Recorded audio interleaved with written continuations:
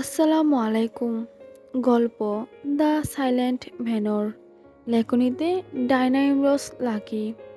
পর্ব ২৯। সুলেমান একবার একচোখার দিকে তাকালো, দ্বিতীয়বার সুফিয়ানের দিকে তাকিয়ে বলল, উনি এমনভাবে আপনাকে দেখছিল যেন উনার মেয়ের জন্য আপনাকে পছন্দ হয়েছে। অদ্ভুত লোক, অদ্ভুত কর্মকাণ্ড যারা করে বেড়ায়, তাদের চালচলনও অদ্ভুতই হবে। অদ্ভুত কর্মকাণ্ড মানে? সুলেমান কিঞ্চিত অবাক চোখে জিজ্ঞাসা করল।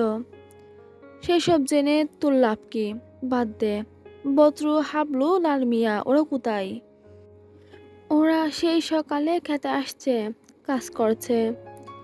আমি বেচা পোশাক বদলে আসছি বলেই সুফিয়ান ঘরের ভেতরে প্রবেশ করে। সুলেমান রাঙার কাছে দাঁড়িয়ে আছে, একটু পরপর গাড় উঁচু করে ক্ষেতের দিকে দেখছে। বদরু, হাবলু, লাল মিয়া কাজ করছে। সুলেমান ক্ষেতের দিকে গেল, আইলের উপর দাঁড়িয়ে লুঙ্গিটা বাজ করতে করতে ওদের তিনজনের উপর লক্ষ্য করে বলল, তোরা একটু এদিকে আয়, কথা আছে। বদরুর হাতে বীজ, হাবলুর হাতে কুদাল, লাল মিয়ার হাত থেকে জলের কলসি রেখে সুলেমানের কাছে উপস্থিত হয়। বদরু হাবলু সহ আসলো।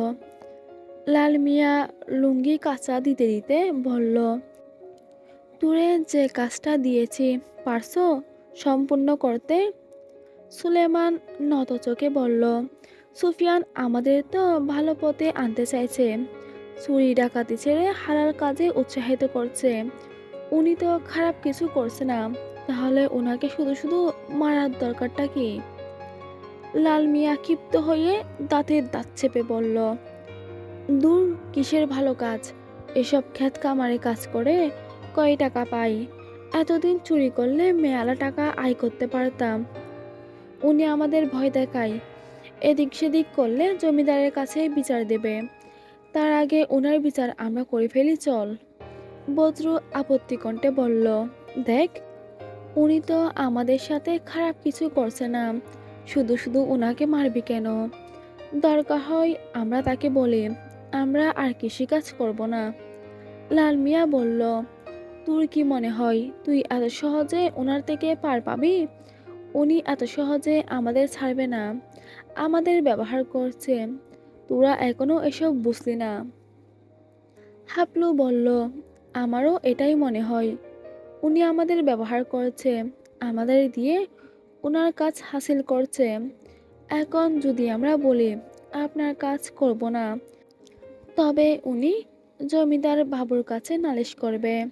জমিদারের ছেলেরা আমাদের কি হাল করবে তা উপরওয়ালা ভালো জানেন।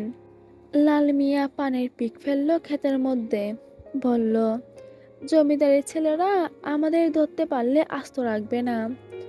আর ওই সুফিয়ানকে বিশ্বাস নাই, আমাদের কথা যখন তখন বলে দিতে পারে। সে বলে দেওয়ার আগেই আমরা ওর জানটা কেড়ে নিই, ব্যাস, আর কোনো ঝুঁকি থাকবে না। সুলেমান বড্ড দ্বিধায় পড়ল, গম্ভীর মুখে বলল, আমার মনটা সায় দিচ্ছে না। সুফিয়ান বড্ড চালাক, মনে হয় এত সহজে কিছু করা যাবে না। শোন, কোনো কাজই সহজ না, ঝুঁকি জীবনে নিতেই হয়, অন্তত ভালো থাকার জন্য, বলল লাল মিয়া। কাউকে জানে মেরে কেউ ভালো থাকে না। সুফিয়ান কথাটা বলতেই জ্বরের গতিতে এসে লাল মিয়া ওর কলার চেপে ধরল, বলল, তুই কাজটা করবি কিনা বল।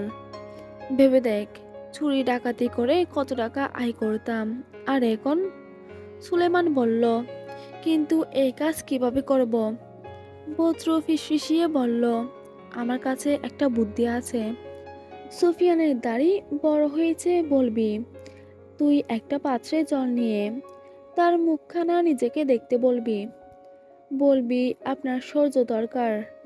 এই বলে তাকে মাটিতে বসতে বলবি। তুই দাড়ি কামানোর কথা বলে ছুরিটা যখন গলার কাছে নিবি, তখনই এক টানে তার গলাটা কেটে দিবি, পারবি না? সুলেমান মুখে শীতল ভাব এনে বলল, আচ্ছা। সুলেমান ছুরিটা লুঙ্গির বাজে রেখে সুফিয়ানের বাড়ির দিকে হাঁটলো। সুফিয়ান বেশ কিছুক্ষণ হয় ঘরের ভেতরে প্রবেশ করেছে, এখনো বাইরে বের হয়নি। রাঙ্গা হেসাদন্নি তুলল, যেন ও বিপদের আশঙ্কা পেয়েছে। সুলেমান রাঙ্গার শরীরে হাত দিলে রাঙ্গা ছিটকে ওকে এক লাথি মেরে ফেলে দেয়। সুলেমান ছিটকে দূরে গিয়ে পড়ে, আওয়াজ তুলল। রাঙ্গা পুনরায় হেসাদন্নি তুলল। সুলেমান সুফিয়ানকে খুন করতে এসেছে। রাঙ্গা যেন টের পাচ্ছে ও ওর বাসাতে সুফিয়ানকে সতর্ক করছে, কিন্তু তা পুরোপুরি স্পষ্ট নয়। সুফিয়ান ঘর থেকে বেরিয়ে আসে, সুলেমানকে মাটিতে পড়ে থাকতে দেখে বলল, তুই মাটিতে লুটিয়ে পড়ে আছিস কেন? আপনার রাঙ্গা আমাকে লাথি মারছে। নিশ্চয় ওর শরীরে তুই আদর নয়, বরং অন্য কিছুর ইঙ্গিতে হাত রেখেছিস। ওর রাগ উঠেছে, আরও লাথি মেরেছে। অন্য কিছুর ইঙ্গিতে হাত রাখা যায়?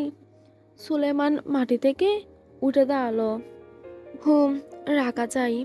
সুফিয়ান রাঙ্গাকে আদর করে দিচ্ছে, ও বারবার হাস্যাদন্নি তুলছে।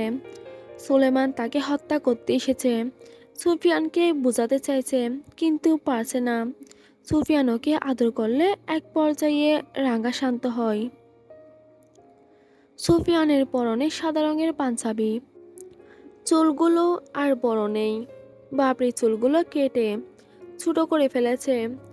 এতে যেন তার সৌন্দর্য আরো বেড়ে গেছে। সুলেমান সুফিয়ানকে দেখে বলল, আপনি সব সময় সাদা রঙের পাঞ্জাবি পরেন কেন? আমায় সাদা রঙের পাঞ্জাবিতে সুন্দর দেখায়, আমার মা বলেছে। আমার দাদাও সাদা রঙের পাঞ্জাবি পরতেন, আমারও সাদা রং বেশ পছন্দ। আপনার মা ঠিকই বলেছেন, আপনাকে সাদা রঙের সুন্দর দেখায়। চুলগুলো ছোট্ট করলেন যে কেন? সুন্দর লাগছে না? হুম, জমিদার জমিদার লাগছে। সুলেমান হাতে ব্যথা পেয়েছে, কনুইয়ের চাল উঠেছে হালকা।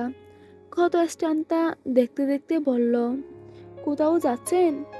তালুকদার বাড়িতে যাব, আদিবের সাথে দেখা করতে। আদিবের সাথে না অন্য কারোর সাথে? সুলেমান মাথা নত করে বলল। সুফিয়ান সুলেমানের সম্মুখে এসে বলল, অন্য কি কারণ হতে পারে? সুলেমান দৃষ্টি এলোমেলো করে বলল, আপনার হবু বইয়ের কথা বলছিলাম। একসাথে দুটো কাজই সেরে আসব। দুটো কাজ সেরে আসবেন মানে? সুলেমান চোখ তুলে প্রশ্ন করল। সেসব আমি তোকে বলবো না, যা আজ ওদের সাথে কাজে লেগে পড়। যত দ্রুত শেষ হবে তোদের জন্যই ভালো। বলে সুফিয়ান যেতেই সুলেমান পথ বাঁধা হয়ে দাঁড়িয়ে বলল, এইভাবে যাবেন? আপনার দাড়ি খুব বড় হয়েছে, সৌর্য দরকার। সুফিয়ান ধীরতার চোখে দাড়িতে হাত বুলালো। ঘরের ভেতরে ঢুকে একটা পাত্রে জল নিয়ে নিজেকে দেখলো। এরপর সুলেমানকে বলল, এখন পর্যন্ত দাড়ি গোঁফ ঠিকই আছে, পরে আমি ঠিক করে নেব। না, ঠিক নাই, আগামীকাল আমি ঠিক করে দেব। তুই কি নাপিত? সুলেমান ভেবে বলল, এসব কাজে আলাদা উপাধি লাগে না, দাড়ি গোঁফ কাটা সহজ কাজ। আচ্ছা, আগামীকাল কেটে দিস। বলে সুফিয়ান তালুকদার বাড়ির দিকে রওনা হয়। দূর থেকে একচোখা ব্যক্তি সুফিয়ানকে তীক্ষ্ণ নজরে দেখল। বত্রু হাবলু লাল মিয়া দেখল সুফিয়ান সুস্থ সবল অবস্থায় হেঁটে যাচ্ছে। সুলেমানকে ইশারাই ডাকলো ওরা। লাল মিয়া ওকে জিজ্ঞাসা করলো, এ কি, কাজ সম্পন্ন করলি না কেন? তাকে সুস্থ সবল দেখতে চাই নাই, তার গলাটা কেটে ফেলতে বলেছি। আমিও এটাই চেয়েছিলাম, কিন্তু সে আগে থেকেই তৈরি হয়ে তালুকদার বাড়ির উদ্দেশ্যে রওনা হয়। বলেছে আগামীকাল সহ্য করতে। আগামীকাল কাজ হয়ে যাবে। আগামীকাল কাজ না হলে কিন্তু তোর গলাটা আমি কেটে দেব, বলল লাল মিয়া। সকাল 8টা নাগাদ তালুকদার বাড়ির রং যেন পাল্টে গিয়েছে। সূর্যের আলো পড়েছে বাড়ির ছাদে, রেলিংয়ের ফাঁক থেকে রোদের কড়া ঝিলিক পড়ছে উঠোনে। বেশ কয়েকজন দাসী কাজ করছে। খামার থেকে গরুর ঘন্টার টুংটুং শব্দ আসছে। অর্শমালা থেকে বেশ কয়েকবার অর্শের হাস্যধ্বনি ভেসে আসছে। বাড়ির মূল ফটকে দুইজন পাহারাদার নিজেদের মধ্যে বেশ কিছুক্ষণ ধরে হতাশ ভঙ্গিতে কথা বলছে। বিষয়টি লক্ষ্য করেছে জেবুন্নেসা বারান্দা থেকে। তার দৃষ্টিশক্তি বরাবরই কঠিন। কেউ চুপিসারে কথা বললে তিনি ধরে নেন এই বোধহয় গোপন কিছু হয়ে যাচ্ছে, এমন কিছু যা তার থেকে লুকানো হচ্ছে। সমাজে এরকম কিছু মানুষ আছে যারা আড়ি পেতে কথা শুনে, তত্ত্ব সংগ্রহ করে, যা মোটেও কাম্য নয়। আছে বাড়ির মূল ফটকের বাইরে দাঁড়ানো লোক দুটোকে দূর থেকে দেখছে। রশিদ ঘুম থেকে উঠেছে আধ ঘন্টা মতো হয়। মুখ হাত ধুইয়া ছড়ি হাতে বৈঠকখানায় আসে। সকাল হলেই কুদ্দুস তার ঘরে এক কাপ চা নিয়ে যায়। আজ যায়নি। রশিদ লম্বা কণ্ঠে কুদ্দুসকে কালো বলে ডাক দিতেই মনে পড়ে গতকাল রাতে ওকে বাড়ি থেকে বের হয়ে যেতে বলেছে। নিশ্চয়ই ও চলে গেছে। সকাল থেকে একবারও ওর দেখা মিলেনি। রশিদ ছড়ি টুকতে টুকতে কুদ্দুসের ঘরের দিকে হাঁটল। ওর ঘরের ভেতরে প্রবেশ করতে একটু সময় নিল। যদি কুদ্দুস ঘরের ভেতরে ঘাপটি মেরে বসে থাকে তাহলে সে হেরে যাবে, কুদ্দুস জিতে যাবে। তাকে রশিদ খুঁজেছে বলে। কিছুক্ষণ সময় নিয়ে কুদ্দুসের ঘরে ঢুকলো। বেশ পরিপাটি ও সাজানো ঘর। রশিদ এক স্থানে দাঁড়িয়ে চারিদিকে চোখ রাখলো। কুদ্দুস কোথাও নেই। সে হেঁটে হেঁটে ঘরের চারপাশ দেখলো। না, কোথাও নেই। রশিদের বড্ড খারাপ লাগছে এখন। কুদ্দুস চলে গেছে তো কি হয়েছে? ওর মতো হাজার জনকে তার সেবা করার জন্য দাঁড় করিয়ে রাখা সম্ভব। সে চাইছে না মন খারাপ করতে, তবুও মনটা যেন উদাসীন হয়ে গেল। ওর শোয়ার খাটের উপর বসলো।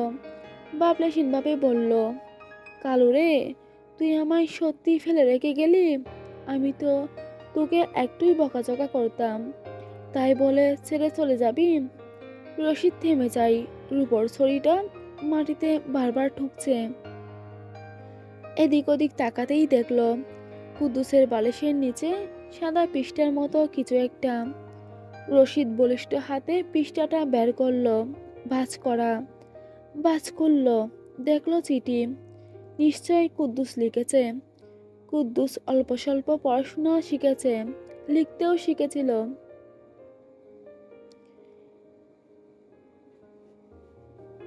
কুদ্দুস লেখালেখি শেখার পর এই প্রথম বোধহয় চিঠি লিখেছে। রশিদ ছড়িটা পাশে রেখে পড়তে শুরু করলো। প্রিয় সর্দার, আমি চলে যাচ্ছি। আর কখনো আপনার চোখের সামনে আসব না। আমি চলে গেলেও বা আপনার কি? আমার মতন হাজারটা কালো আপনি জোগাড় করে নিতে পারবেন, কিন্তু মনে রাখবেন আমার মতো কাউকে পাবেন না। এ দুনিয়াতে বিশ্বস্ত কাউকে পাওয়া কঠিন, কিন্তু সেই কঠিনের মধ্যেই আমি আপনাকে শ্রদ্ধা করতাম, ভালোবাসতাম। আপনার সেবা আমি টাকার জন্য না, মন থেকেই করতাম, কিন্তু প্রতিবারই আপনি আমাকে তুত্তুর করে তাড়িয়ে দিতে চেয়েছেন। একটু হলেই আপনি বাড়ি থেকে বেরিয়ে যেতে বলতেন। আজ আমি আপনার কথা রেখেছি। সত্যি সত্যি আপনার বাড়ি ছেড়ে চলে যাচ্ছি। ভালো থাকবেন। আপনার শরীরের যত্ন নেবেন। নতুন যে আমার জায়গাটা দখল করবে তাকে আপনার ভালো মন্দ সম্পর্কে বুঝিয়ে দিবেন। আর হ্যাঁ, আমি আপনাকে বাবার মতো ভালোবাসতাম। ইতি, আপনার কালু। রশিদ চিঠিটা পড়ে কেঁদে উঠল। চোখের কোণে জল জমেছে। না চাইতেও জল গাল বেয়ে পড়ছে। সারাদিন কুদ্দুসের সাথে এত হাসি ঠাট্টা করত। তার রাগের মাঝে লুকিয়েছিল ভালোবাসা, যা কুদ্দুস উপলব্ধি করতে পারেনি। কুদ্দুসকে সে নিজের সন্তানের মতোই দেখেছে, স্নেহ করত, কিন্তু তা একমাত্র রাগ এবং বকাঝকার মধ্যেই প্রকাশ করত। রশিদ হাত দিয়ে চোখের জল মুছে ফেলল। চিঠিটা হাতের মুঠোয় রেখে কুদ্দুসের ঘর থেকে বেরিয়ে যায়, চোখের জল মুছে। স্বাভাবিক ভঙ্গিতেই বৈঠকখানায় বসল। না চাইতেও একটা গভীর শ্বাস ফেলল। তখন তার সামনে চা হাজির হয়। খানিকক্ষণের জন্য ভেবেছিল কুদ্দুস, কিন্তু না, অন্য কেউ। রশিদ চায়ের কাপের দিকে তাকিয়ে আছে। চা হাতে দাঁড়িয়ে শফিক বলল, বাবু চা নেন। আমার চা চাই না। আজকের পর আমার চোখের সামনে আর আসিস না। এইটা কেমন কথা? কুদ্দুস বাড়ি সাইরা হইলা গেছে, অহন আমারই আপনার দেখভাল করতে হইব। রশিদ বিরক্ত হয়ে বলল, বললাম তো সরে যা আমার সামনে থেকে। দ্বিতীয়বার মুখে বলবো না, লাথি মেরে সরিয়ে দিব। শফিক চলে যায়। রশিদের মনটা উদাসীন লাগছে। কুদ্দুস নেই, সত্যি সত্যি তাকে ছেড়ে চলে যাবে সে ভাবতেই পারেনি। তার উদাস মনের ভাগিদার হতে যেন যবুন্নেসা উপস্থিত হয়। রশিদের সামনে বসল, মুখে এক গাদা পান। রশিদকে নির্বাক দেখে বলল, কি হয়েছে ভাই? মন খারাপ কেন? কিছু হয়েছে? না, তেমন কিছু না। বাকিরা কোথায়? রশিদ প্রসঙ্গ পাল্টাতে চাইল। বাকিদের কথা বাদ দে, আমার প্রশ্নের জবাব দে। ওই দিন মেলা থেকে 15টা বাচ্চা গায়েব হয়েছে, সেসব নিয়ে ভেবে দেখেছিস? আজ আমি জানতে পেরেছি গ্রামে হট্টগোল শুরু হয়েছে। তোর কাছে অভিযোগ নিয়ে আসলোই বলে। একটা দুটো না, 15টা বাচ্চা গায়েব। চিন্তার বিষয়। আমি সময় করে দারোগার সাথে কথা বলবো। তুই এসব নিয়ে ভাবিস না। দে একটা পান খাই। যবুন্নেসা পান এগিয়ে দিতে দিতে বলল, 15টা বাচ্চা গায়েব, এটা কোনো সাধারণ বিষয় না। যত দ্রুত সম্ভব কিছু কর। না জানি দোষ আমাদের ঘাড়ে আসে বাপু। এটা কেমন কথা? দোষ আমাদের ঘাড়ে আসবে মানে? আমরা কি করেছি? আমরাই তো এই গ্রামের জমিদার। কিছু একটা হলেই দোষ আমাদেরই হবে। তুই অনেক বেশি কথা বলিস, এজন্যই বলে নারীরা বরাবরই এক কাঠি উপরে চলতে চায়। নারী আর পুরুষের বুদ্ধির অনেক পার্থক্য, বুঝলি? রশিদের মুখে কথাটা শুনতেই মোটেও ভালো লাগলো না যবুন্নেসার। সে মুখ ভেঙচি দিল। দ্বিতীয় একটি শব্দ উচ্চারণ করার আগেই সুফিয়ান উপস্থিত হয়। সুফিয়ান রশিদকে সালাম দিল। রশিদ মৃদু হাসল, এরপর সালামের জবাব দিল। বলল, তোর আদব কায়দা আমার বেশ ভালো লাগে সুফিয়ান। তা এই সময়ে এখানে? জি চাচা, আদিবের কাছে এসেছি। ওদিন মেলার পর আর দেখা হয়নি ওর সাথে, তাই। উপরে আছে হয়তো, যা দেখা করে আয়। সুফিয়ান সিঁড়ি বেয়ে উপরে চলে যায়। যবুন্নেসা অসন্তুষ্ট হলো। সে অসহ্য মুখে বলল, তোর কিছু কাজকর্ম আমার ভালো লাগে না। সুফিয়ান জুয়ান ছেলে। আমাদের ঘরে একটা যুবতী মেয়ে আছে। হুটহাট যাকে তাকে ঘরের ভেতরে জায়গা দেওয়াটা মোটেও উচিত না। কি থেকে কি হয়ে যায় কে জানে। ওকে যাকে তাকে বলছিস কেন? সুফিয়ান বড্ড কর্মমুখর ছেলে। ওর জন্যই আমাদের গ্রামের কৃষিকাজটা এত উন্নত হয়েছে। বলেই হো হো শব্দে হেসে উঠল। সুফিয়ান অন্তর্মহল থেকে হাঁটছে আদিপের ঘরের দিকে। যে পথে এগোচ্ছে সে পথে ফারদিনার ঘর পড়বে। আদিপের ঘরের আগে ফারদিনার ঘর। ফারদিনা কি করছে এক নজরে দেখবে বলে সুফিয়ান নিশ্চিত করল। সুফিয়ান ফারদিনার ঘরের সামনে এসে থমকে দাঁড়িয়ে পড়ল। ফারদিনার ঘরের দরজা হাট করে খোলা।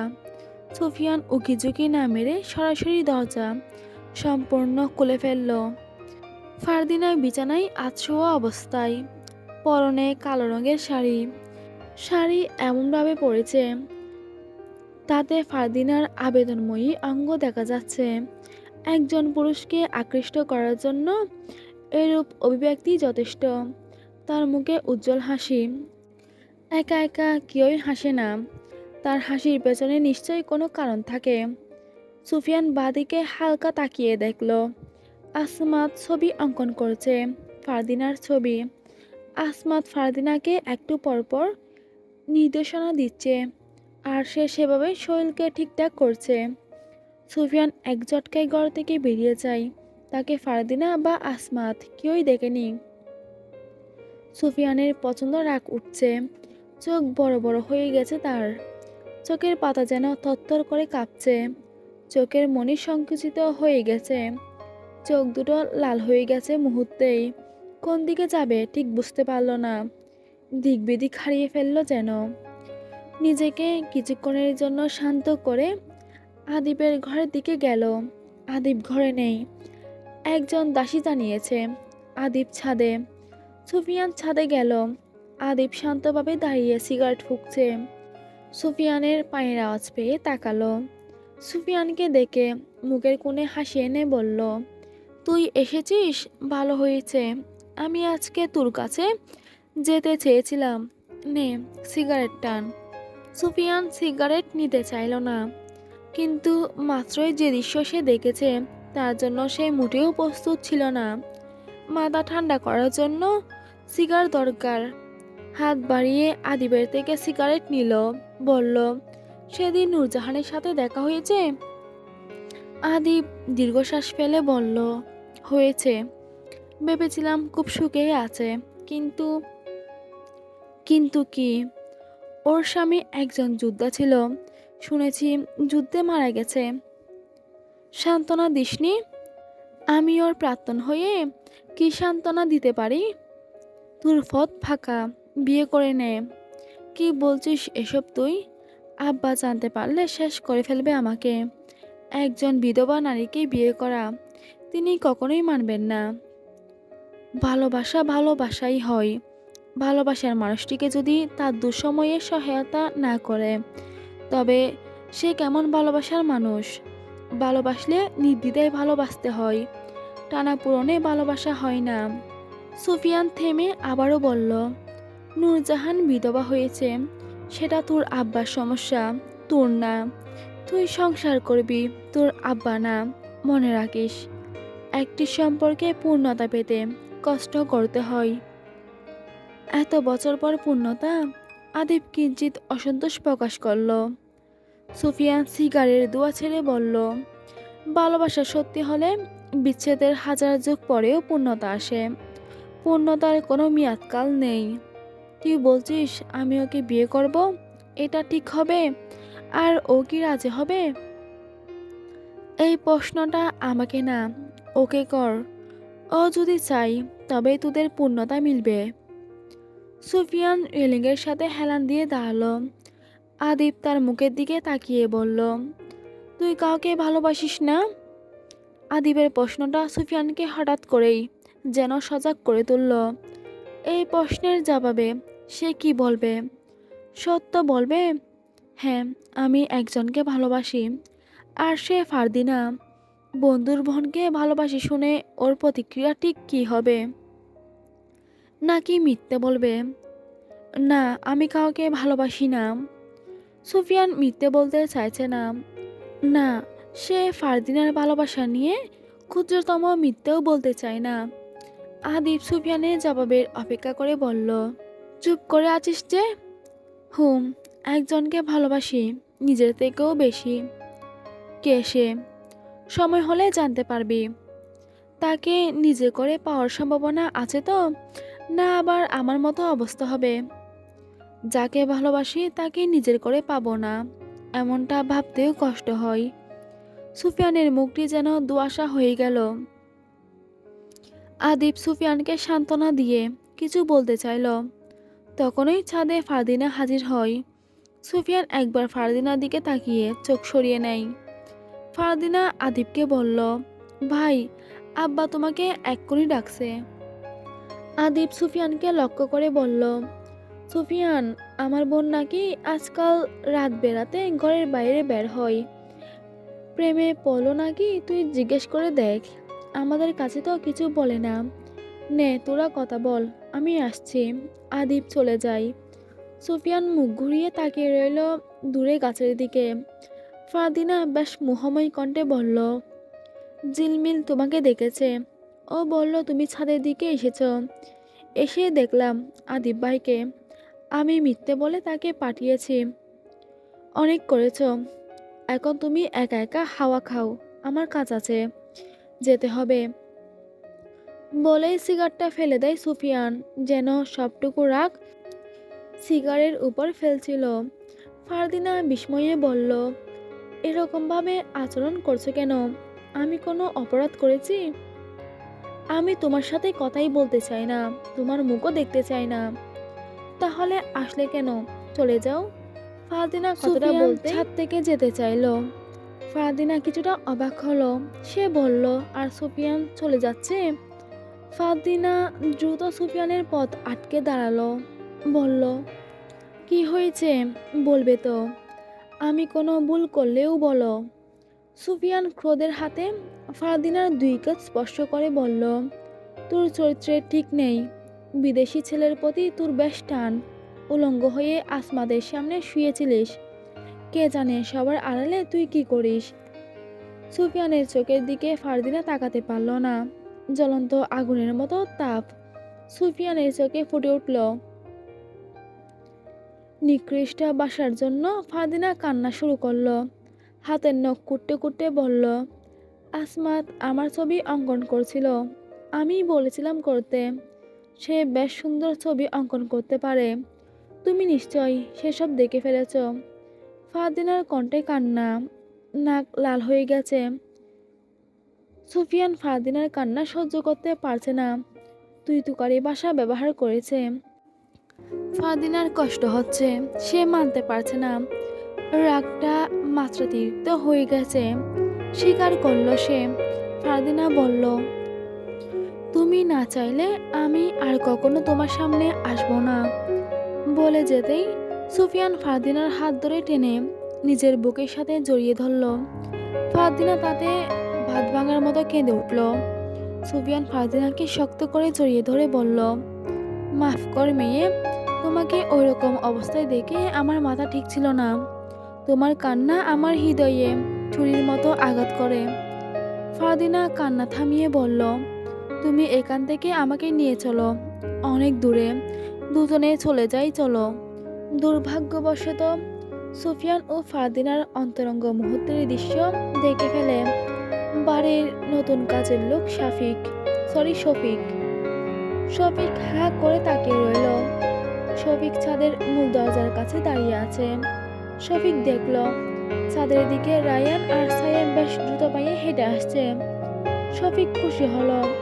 ফারদিনা আর সুফিয়ানকে এরকম অবস্থায় দেখলে তার ভাইয়েরা হাঙ্গামা তৈরি করবে, বড় ধরনের জ্বর হবে, আর শফিক সেটাই চায়।